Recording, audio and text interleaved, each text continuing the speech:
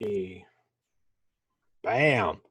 Welcome back to another Epidose of these crazy fools just keep eating meat and talking about it and won't ever shut up about it. And tonight we are talking about some of the preserved meats. Yeah, that's right, I said preserved. And some of these traditions go back beyond recorded history. And we're going to dive into not only what you might want to do for yourself at home, but what you might want to order on the interwebs if they're not broken. Just saying.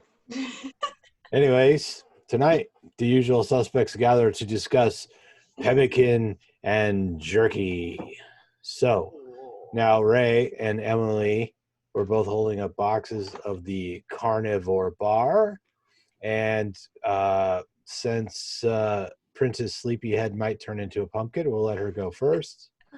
And why don't you tell us a little titty-bitty about the Carnivore Bar? The Carnivore Bar is pemmican. I don't know if you can see that. Pemmican is very, very, very, very, very, very old. And from my understanding, it's dried beef that's pounded into powder and then mixed with fat. And there's some kind of magic that happens, and now it's like shelf stable. And able to, you could just take it with you everywhere you go. You can go take it on a hike, you can whatever, have this beef and fat and salt with you.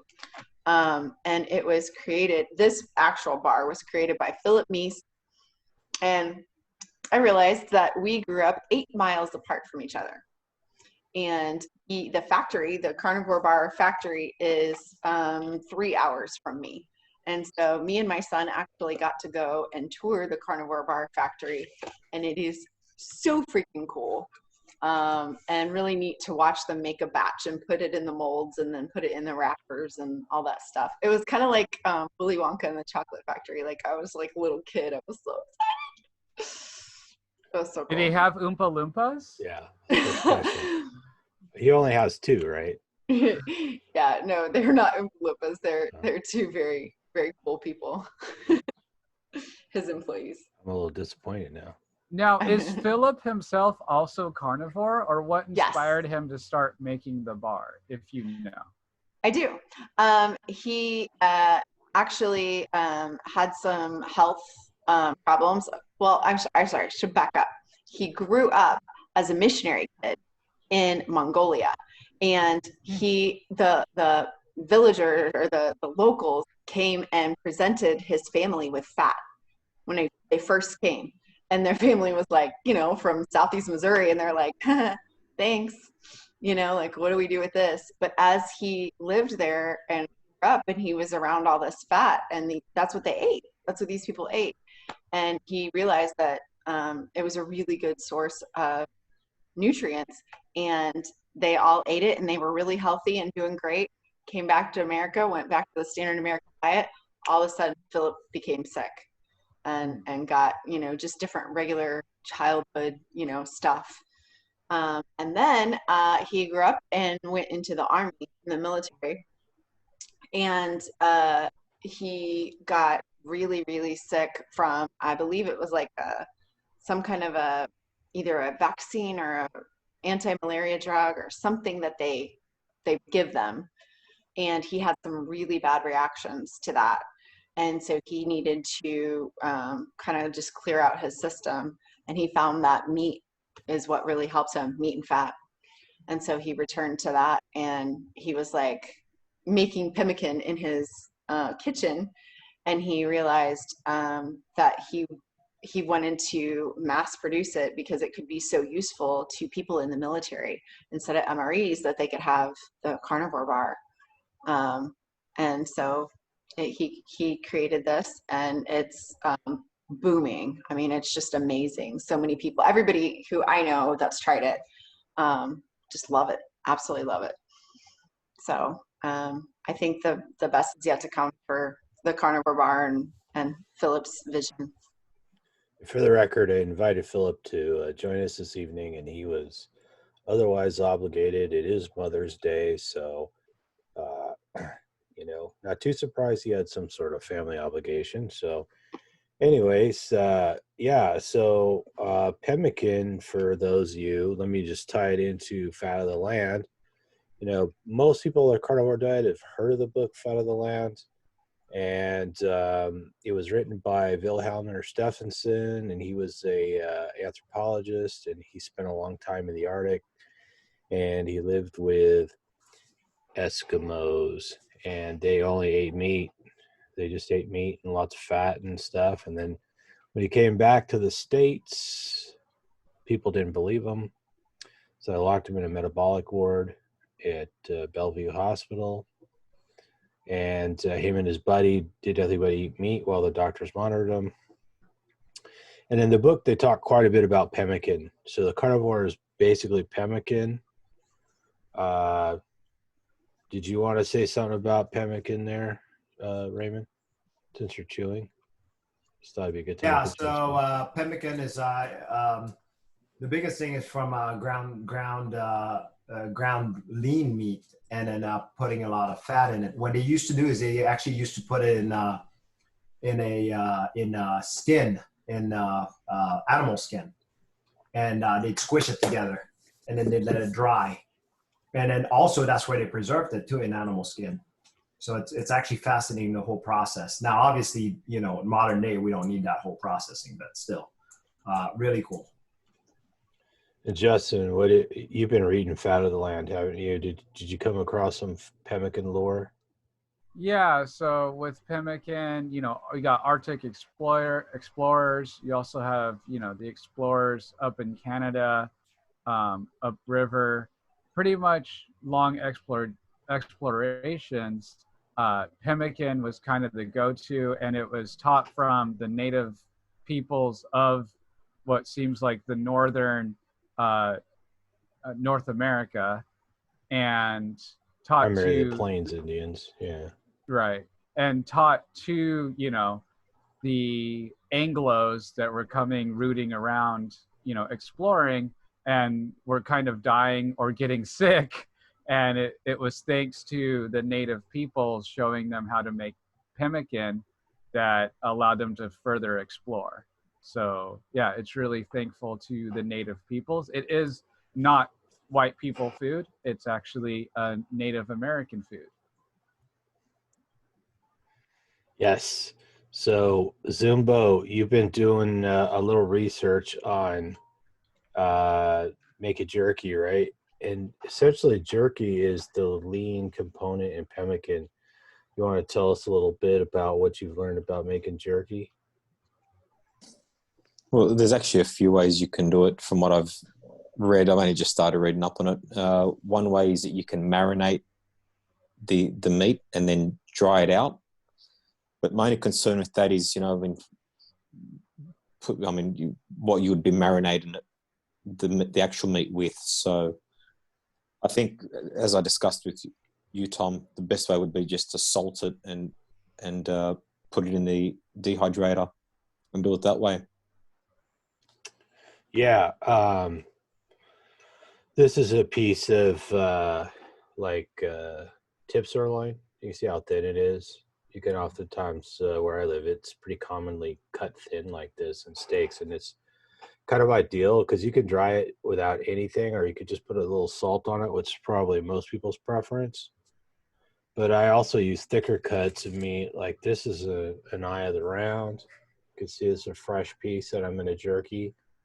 And again, I could just put some salt on this, put it in the dehydrator, and then I cut it into pieces that fit in a food processor, and then basically turn it into sawdust, and then mix it with fat.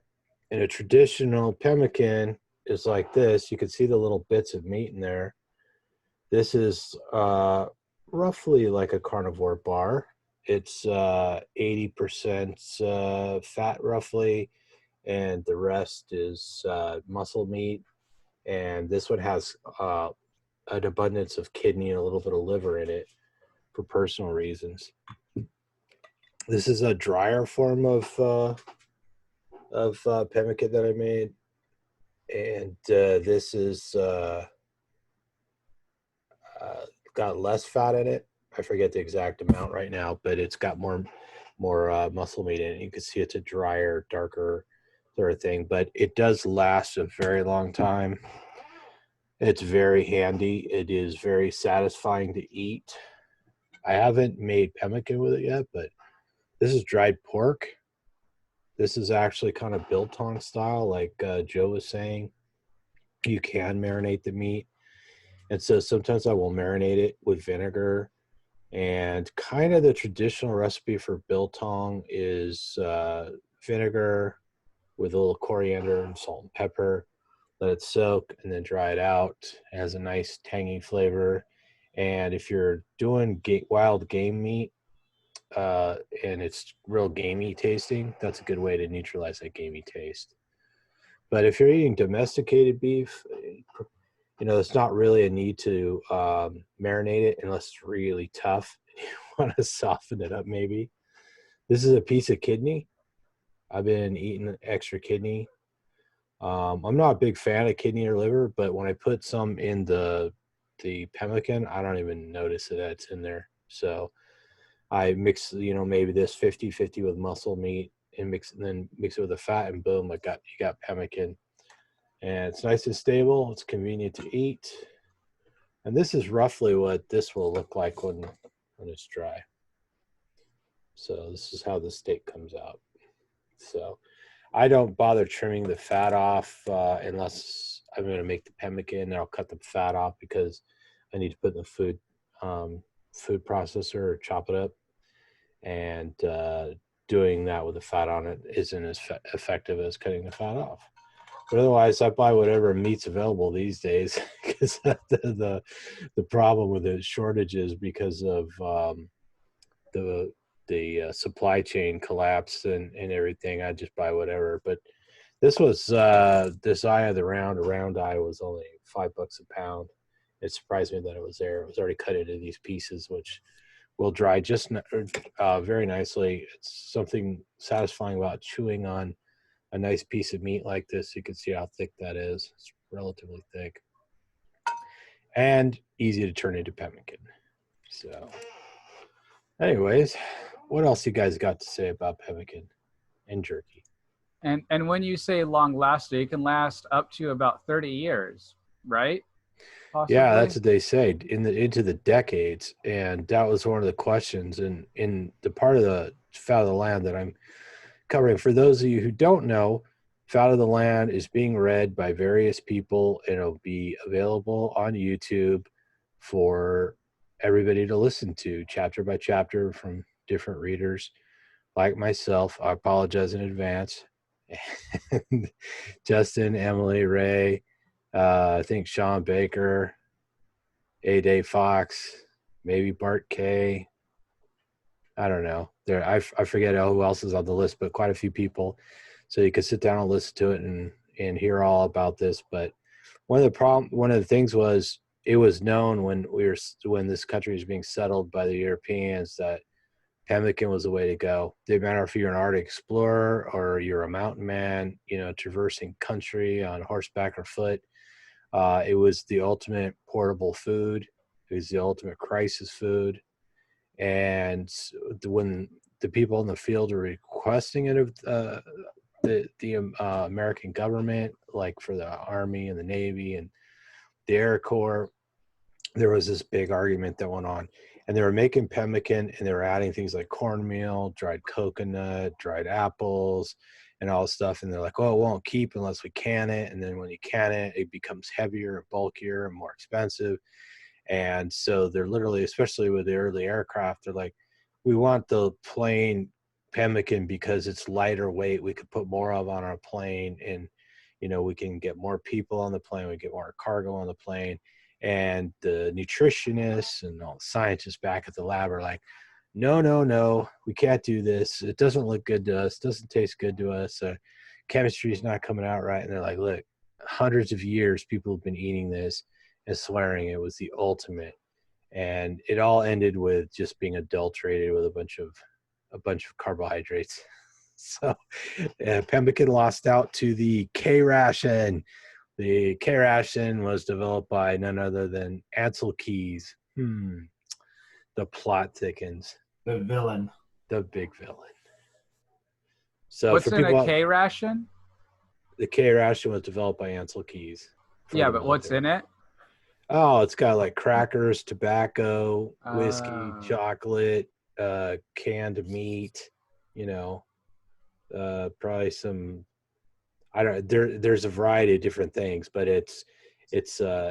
you know, so I apparently, cigarettes were issued with K rations, and it's the first time a lot of people smoked. And so after World War II, a lot of soldiers came home with a smoking habit, right? And that's kind of what kicked it off.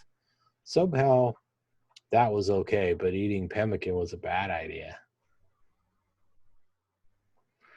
So anyways, so any of you guys have plans to make any pemmican at home? I've done it before. That's messy. Not fun. So what part of it did you find messy, Ray? Well, so after you render, so you dry the meat in the dehydrator where it's crispy, and then you blend it. I decided to use the blender. Well, not really a blender, kind of a food processor. So, and then pouring the liquid, the rendered tallow back in it, and then mixing it up so your whole hand gets all super greasy. And trying to pat it, that's the issue I had. I just stir it in a bowl. I just stir it in a bowl and pour it into containers like this. Okay. That's how I did it. So I use a spoon instead of my hand. So what are you planning on jerking? I'm just a savage, I guess. Yeah, you're just a savage. Zumba, what kind of meats are you going to jerky? I'm going to start with probably some ribeye, just for a bit of fun. But yeah, maybe some oyster blade steak. I don't know what you guys, I think you guys call it flat iron steak over there. So I might give that a bit of a crack because it's got a little bit more marbling through it. I'm pretty much going to try everything. But I want to perfect that before I move on to making pemmican. But I think I would do it so it's not so messy. I would mix it in a bowl and then pour it in some molds. Yeah, it's a good idea. Yeah. And then let it set and tip them out. One of the other criticisms of pemmican as an emergency ration or survival food was that you eat a smaller quantity of it than if you're eating a varied diet. So guys would eat too much of it and then they'd get queasy.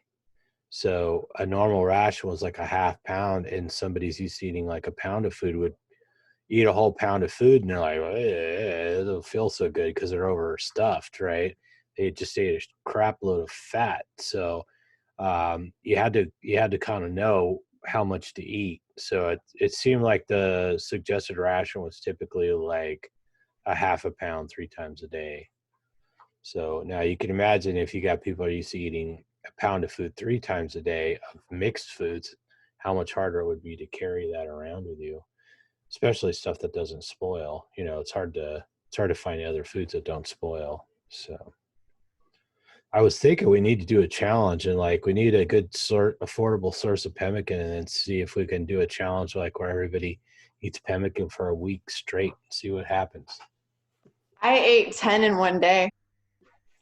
10 carnivore bars in one day. Yeah, Emily holds the world record for the most carnivore bars in one day. Well, what happened was I had some originally when I first went to go tour the Carnivore Bar factory, and so I like loved them so much, like stupid loved them. Like my first bite of a Carnivore Bar, my eyes rolled back in my head. Like they're just so good. They're creamy, they're crunchy, they're just delicious. And I just loved them. And so I had to like really pace myself and, you know, make sure that my box lasted. And then I was without for a while, and then went to go visit Philip again and got some more carnivore bars. And I was just so happy that I had so many carnivore bars that I was like literally like the Veruca Salt at in Willy Wonka and the Chocolate Factory. I went to feast. I went to Bean Feast. How'd you feel? Sick. So what- 10 might be a little much. Yeah. Yeah. Okay. But I was fine. What are they, like 4 ounces a piece? I don't know. Something like that. I don't have one in front I of me. just downed 2 of them while we were talking here. Oh, you bad man, you. What's the most you've eaten in a day, Raymond? How many have you had in a day? Oh, If you have. 2. 2. They're too expensive to down too much.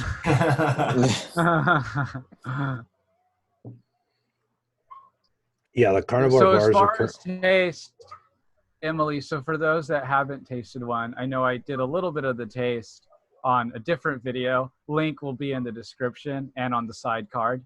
Hit like and subscribe. So Emily, for those that haven't eaten one yet, can you describe it? Maybe you'll describe the taste differently than me. It's really hard because it's a consistency and a taste that I've never experienced anywhere else. So it's not like I can compare it to something. All I can say is that it is a dried ground beef, and it is dried in it's not into a powder. It still has particles. It still has pieces. The only way that I can give you some kind of texture idea is like, you remember those Star Crunch Little Debbie things where it has, you don't know what I'm talking about? For real?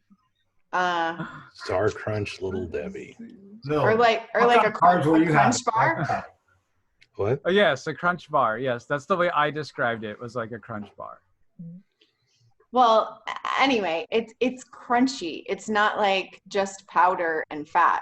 Like it's little pieces of dried ground beef, and then it's mixed in the fat. But then there's salt. Oh, the salt. I mean, it just makes the whole world go round, and it's just so beautiful. And Tom, you're cracking me up.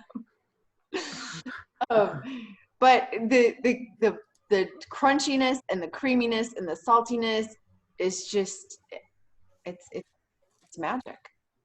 And you don't react, right? Like when you don't have 10.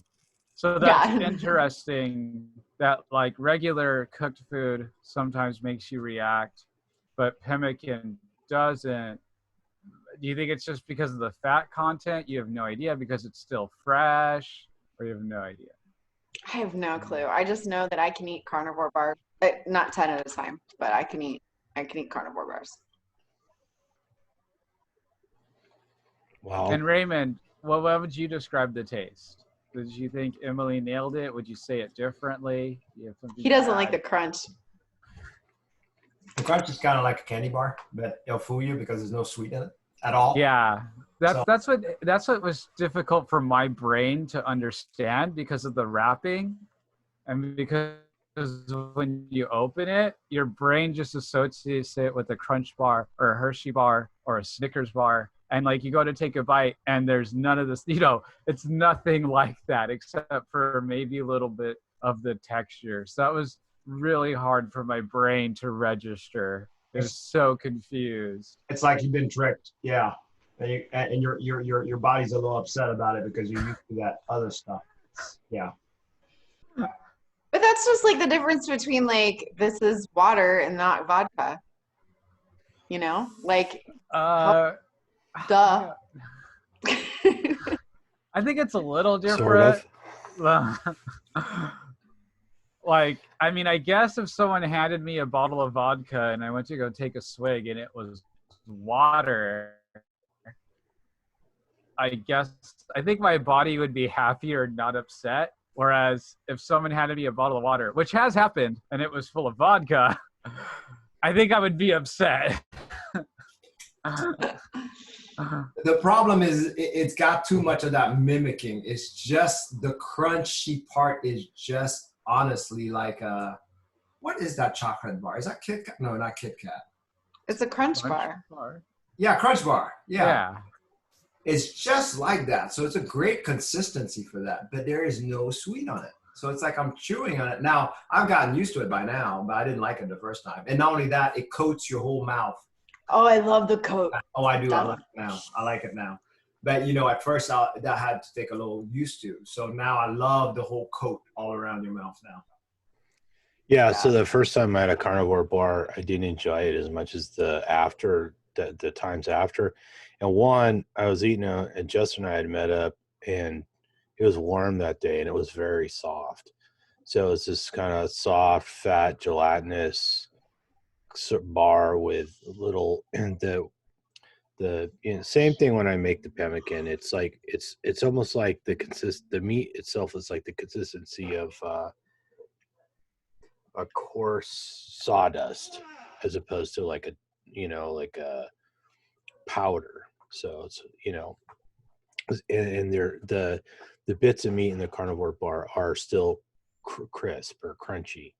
So you get that little bit of crunch suspended in the fat and then the salt. So, and it is because anything else that we ever ate that was like this was a candy, and it's not candy. Slightly different texture, no sweetness whatsoever.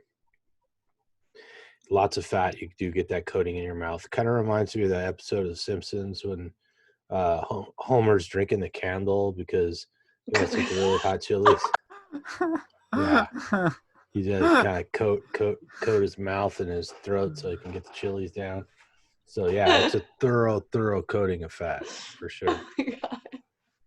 I think that was the episode when Johnny Cash turned into a coyote and became a spirit guide, right? Yes, that was. Yeah. It's good. Take that, Space Coyote. Yeah. My favorite lines. Yeah. So anyways, no, Carnivore Bar is like the only thing I know of you can buy off the shelf that's pemmican, real pemmican. You know, if it's got berries and cornmeal in it, it's not really pemmican. The Epic bars that they sell is they always have some kind of fruit in it. Mm-hmm. So you would not get the real thing. Now theirs don't have a crunch to it. It's actually meatier, which is interesting. But again, there's enough berries there that would turn me off. And I would react to that. I absolutely would react to that. Exactly. Yeah, it's believed that they started flavoring pemmican with berries to accommodate like the Europeans that were migrating west. So like regular pemmican lasts a long time because it's just fat with meat, dried meat in it. When you start adding stuff to it, apparently it spoils much quicker. And but it was a traded commodity. So, people bartered for it, and people made it. So you can imagine you're a Plains Indian and you live off the buffalo herd. You have this huge supply of meat, fat, and and you've got these people coming along, that trade with, whatever, all kinds of stuff you might want. And so they just made pemmican and sold it, and it was widely distributed for a long time. Yeah, the customer's always right. So if they wanted sugar in it, obviously they put sugar for them.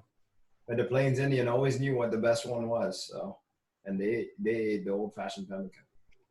No sugar, no berries. All right. Should we stick a fork in this one, or did anybody else have anything else they wanted to say? It's going to be remarkably short for us.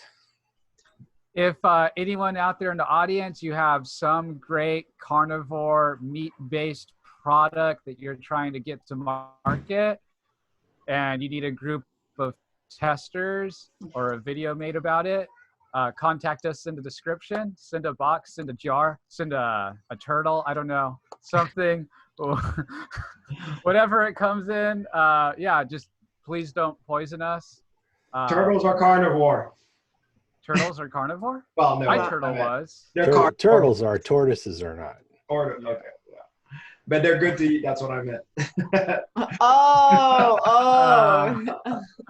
Yes, if you make the world's first turtle jerky or turtle carnivore product, we will go ahead and chow down on that. Turtle jerky. Turtle jerky. Can't wait for that. It already has a name. Turtle jerky. Or penguin. Penguin jerky. Penguin jerky. There you go. Why don't we just get some flamenco jerky while we're at it? I'm looking forward to the mammoth jerky making a return to the store shelves near you. So,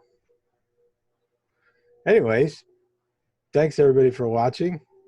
Yes, Emily. The only other thing is that if you want to, Philip Meese did an interview with me on my YouTube channel. He explains the original Native American story of how they did that. And I thought that was pretty interesting because I'm just a big nerd and I love that kind of original story stuff. Send me the link and we'll put it in the show notes. All right. And maybe next time we'll get Philip here in the flesh or on video anyways. So anyways, I guess that's it, kids.